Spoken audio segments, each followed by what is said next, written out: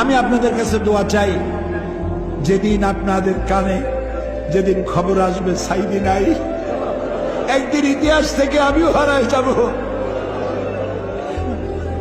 কিয়ামতের দিন আল্লাহ যেন আমাকে মাফ করে দেন। আমি কিচ্ছু চাই না আল্লাহর কাছে।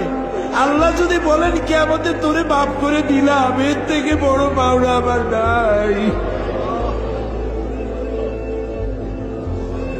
হায় আল্লাহ,